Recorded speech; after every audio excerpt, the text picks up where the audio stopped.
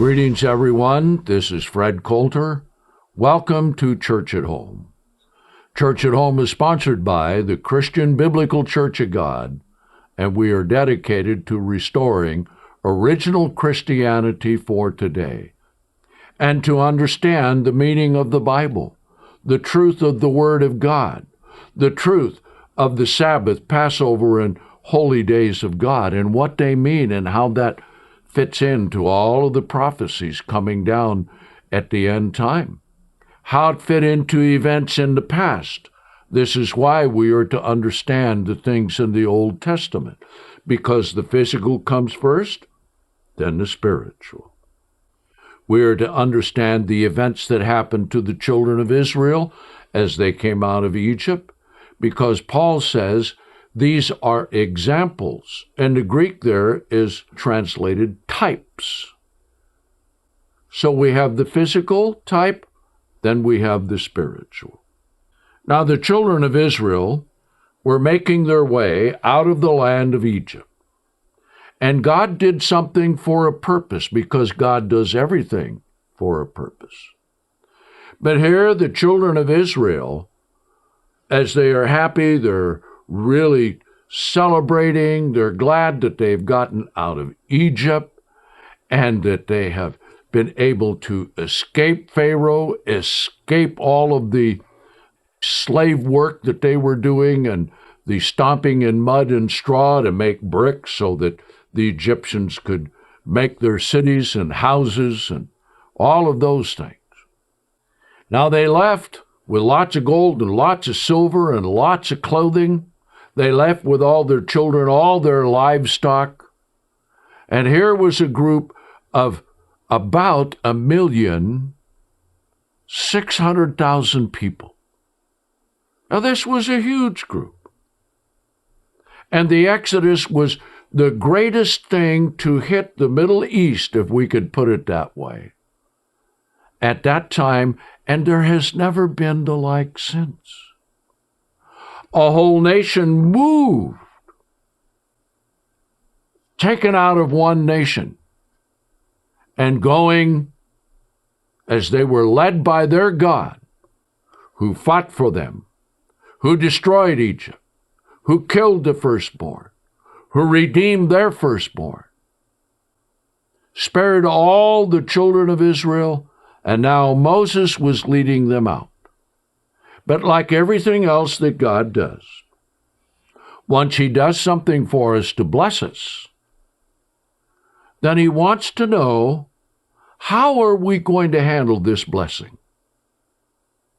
And so likewise, God did not want to take the children of Israel the easy way, that is, the way that seemed least resistant, the way of the Philistines. Why, that would have been about a 10-day journey maximum to get to the promised land. But God had separated out his people, the children of Israel, according to the promise that he gave to Abraham. And now he was going to establish them as his people. And in order to do that, they had to learn to trust God in faith. God was the only one who could do what was done. So he wanted to know what was in their hearts. So instead of taking the path going this way toward the Holy Land, they took a turn to go south. And when they took that turn, they were right close to the top of what you have in the Red Sea, where, and we don't know the exact geographical location as it was then compared to what it is today. And he said this, told Moses, now you go camp over between Pi-Hahiroth and Migdal and the sea, over against Baal-Zebon. Now, Baal-Zebon was a ridge of mountains just short distance from the edge of the Red Sea. So here comes the column of the children of Israel down along the edge of the Red Sea. Pharaoh's scouts were watching where they were going, and God did this deliberately. God put them there in a situation that was absolutely, physically inescapable. Now, he had two reasons for that. Number one, to finish off Pharaoh and his armies. Number two, to test the children of Israel, whether they really believed him or not. So he said here, verse 3, Exodus 14, "For Pharaoh will say of the children of Israel, they are trapped in the land, the wilderness has shut them in." And then God said, well, I'm going to harden Pharaoh's heart, that he will follow them, and I will be glorified through Pharaoh and all his army, so that the Egyptians may know that I am the Lord. And they did so. So then the scout went back and told the king of Egypt. People had fled. Now they were stuck. The heart of Pharaoh and his servants was turned against the people, and they said, "Why have we done this, that we have let Israel go from serving us?" You know, if you have no modern appliances, you had a lot of slaves to do a lot of things that we have modern appliances do for us today. So think of it this way. What if you were suddenly without electricity, all your appliances were worthless, everything that you had was brought to you by a slave or servant, and now you don't have them? Let's bring them back. Verse 6, "And he, Pharaoh, made his chariot ready and took his people with him. He took 600 chosen chariots and all the chariots of Egypt and the captains over every one of them. And the Lord hardened the heart of Pharaoh, king of Egypt, and he pursued the children of Israel, and the children of Israel went out with a high hand." So here comes the drama. Here comes the battle. Now, we know that they're going to cross the Red Sea, but I want you to understand how this is depicted in the movie by Cecil B. DeMille as a very narrow channel where they walk through as a column is not correct. Because the column was camped in column form right along the coast of the Red Sea. 1,600,000 people. So that was strung out a good 5 to 7 miles, maybe even more. So let's see what happened. Verse 10, "When Pharaoh drew near, the children of Israel lifted up their eyes, and behold, the Egyptians marched after them, and they were very afraid, and the children of Israel cried out to the Lord. They said to Moses," now you see, here's the thing. You really never know the depth of your conviction or the degree of the character that you have until you are tested. Look at the children of Israel. Right away, they started complaining, accusing God, accusing Moses. It is just like a lot of people. Oh, they want to know about Jesus. Oh, they want to know about how they can make their life right. Oh, they want God to be in their lives. But when the going gets tough, hey, I'm out of here. Well, God put them in such a position that the children of Israel couldn't get away. So let's see what happened. They said to Moses, "Why have you taken us away to die in the wilderness because there were no graves in Egypt? Why have you dealt this way with us to carry us forth out of Egypt? Did we not tell you this word in Egypt, saying, 'Let us alone so that we may serve the Egyptians'? For it would have been better for us to serve the Egyptians than that we should die in the wilderness." Now, that is not what they said. They were in servitude to the Egyptians, and they were moaning, and they were groaning, and the cry finally came up to God. And God sent Moses and Aaron to bring them out. And after all of the plagues and all of the miracles and all of the fantastic things that God executed against the Egyptians to free them, they were happy to leave. It says right up here, just in verse 8, they went out with a high hand. Oh, they were happy. They were enthusiastic. Oh, this was a great, great day. Well, notice what Moses told the people. Moses had some belief in God. Moses had talked to the Lord. Moses had been the hand that was used to bring a lot of these plagues against the Egyptians. So he believed the Lord.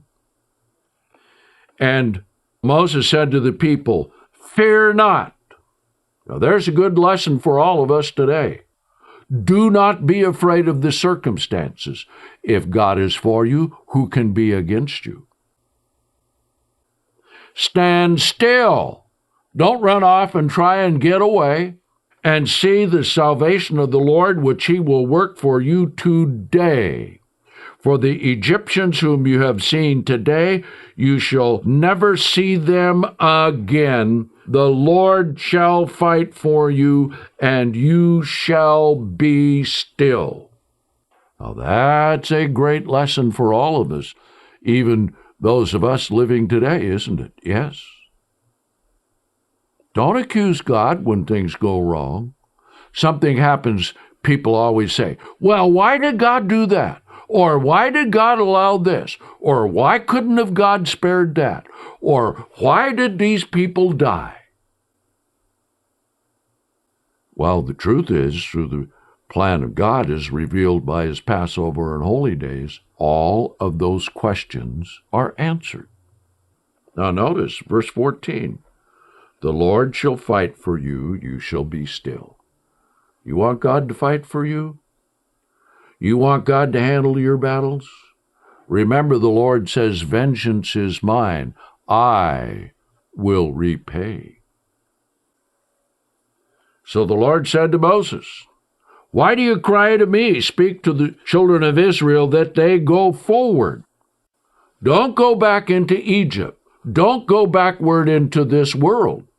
That's a spiritual lesson that we're going to learn when we get to the New Testament.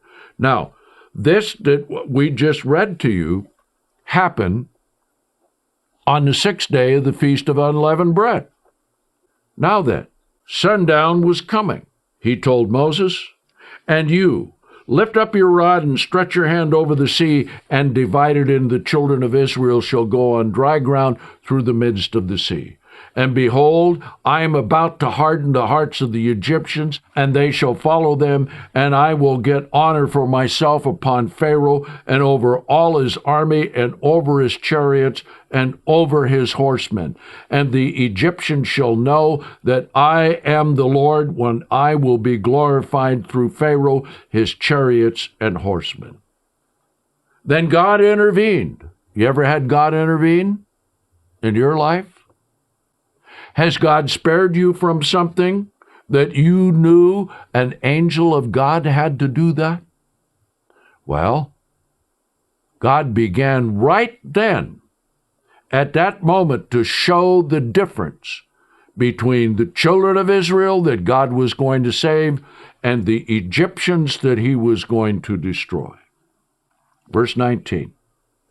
And the angel of God who went before the camp of Israel moved, and he went to the rear of them, and a pillar of cloud went from in front of them, and it stood behind them. And it came between the camp of the Egyptians and the camp of Israel. So God sent this cloud now to be a wall between the Egyptians and the children of Israel. So here's what happened. Verse 20. It was a cloud of darkness to one, that is the Egyptians, but to give light by night to the other, so that the two did not come near one another all night. So you see, that happened right about sundown. Moses went out, raised up his rod over the Red Sea. The pillar of cloud came and became a wall between the camp of the Egyptians and the camp of the children of Israel, and was there all night.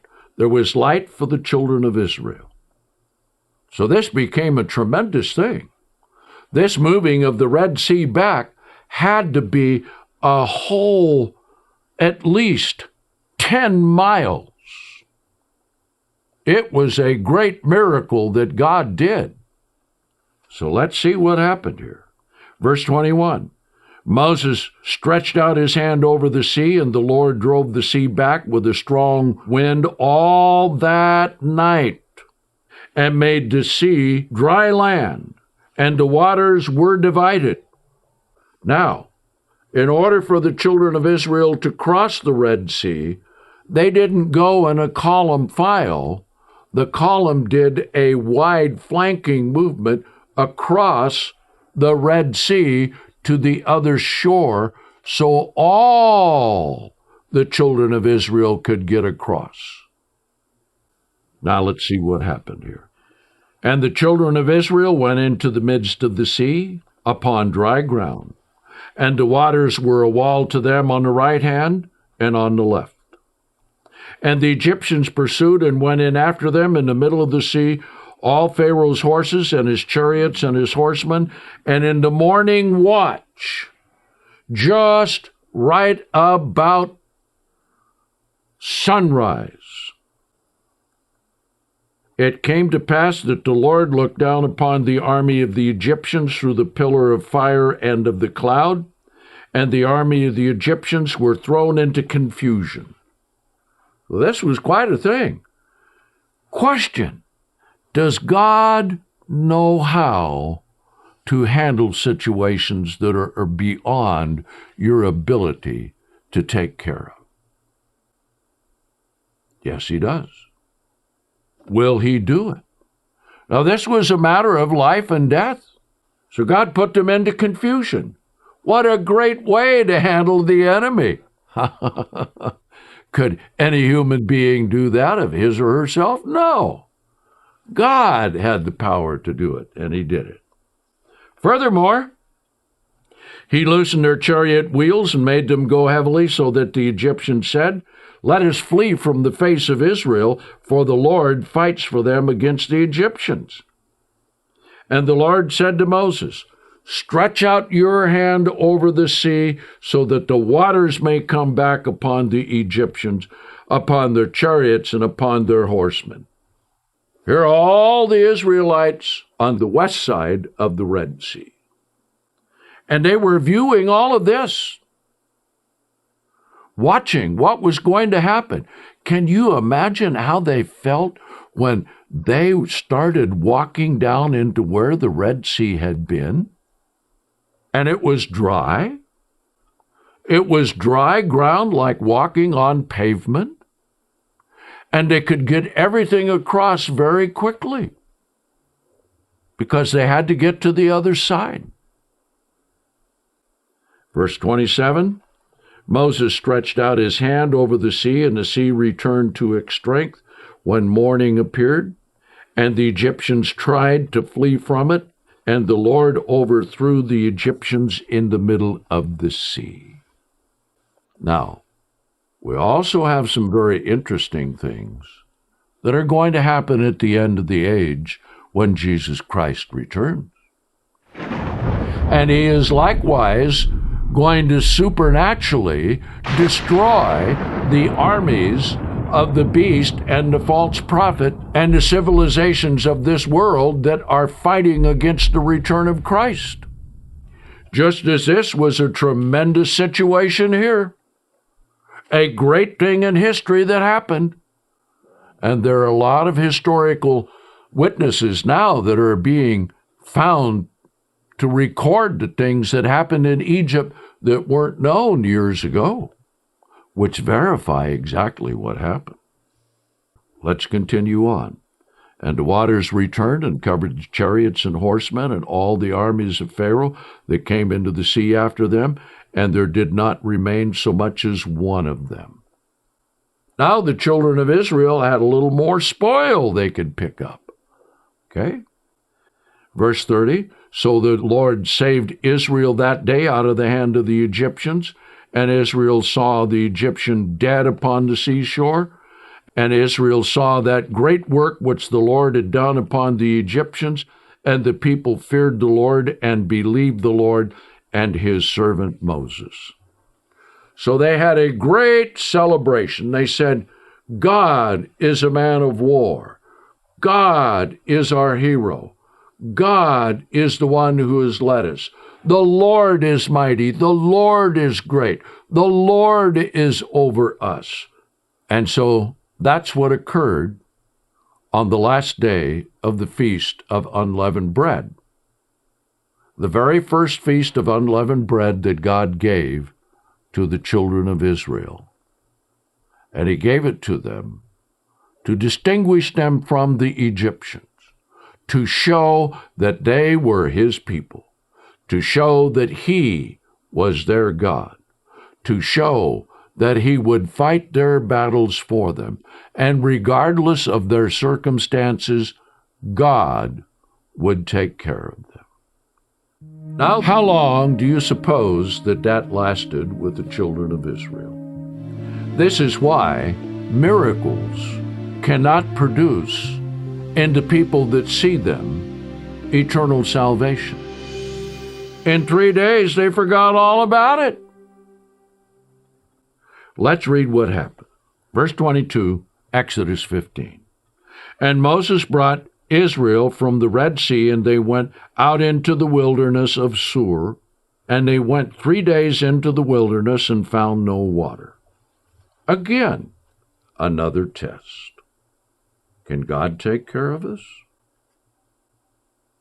Well, when they came to Marah, they could not drink the waters of Marah because it was bitter. Therefore, the name of it was called Marah. And the people murmured against Moses, saying, What shall we drink? So Moses cried to the Lord and said, Lord, what am I going to do? These people are after me again. Now, when you read all of the book of Exodus, you find out this. When the people sinned, they were Moses' people. When the people did well, they were God's people. So what happened? God answered the prayer. Moses cried to him, and the Lord showed him a tree, and he said, You cast the tree into the waters, and the waters will be made sweet. So he did. There he made a decree and a law for them, and there he proved them. See? In the New Testament, we're told the proving or trying of your faith is to perfect your character and to give you faith and understanding. That's what it was also here for them. Now, notice what he said. And here becomes a theme of how God dealt with the children of Israel. Verse 26. And he said, If you will diligently hearken to the voice of the Lord your God, and will do that which is right in his sight, and will keep his commandments and keep all his laws, I will put none of these diseases upon you, which I have brought upon the Egyptians. For I am the Lord who heals you. So the question is, here's a lesson for us today. When trouble comes, are we going to accuse God? When trouble comes, are we going to leave God? When trouble comes, are we going to believe God? When trouble comes, are we going to be faithful? When trouble comes, are we going to continue to trust God? When another trial comes up, like this did with the water at Marah, what are you going to do when a trial like that comes to you? See, this is why we have church at home. Because you're not going to get these kinds of instructions, even if you go to a Sunday-keeping church. If you keep up on Sunday-keeping churches, after a while, every sermon is the same. That's why church at home. Because the Bible has many things, many lessons, many ways that we are taught in how to be in contact with God. So on this last day of the Feast of Unleavened Bread, they went through the Red Sea. Then 3 days later, God gave them sweet water, making the bitter water sweet, and so God was with them all the way. So, once again, be sure and get the book that we have, The Day Jesus the Christ Died. Now, I want to mention something else. If you do not have the Bible, the Holy Bible in its original order, we have a place right online here with Church at Home where you can get one. So once again, thank you for inviting me into your home. Be sure to go to our other website, cbcg.org. We have many sermons and many other things you can use there. So until next time, this is Fred Coulter saying, so long, everyone.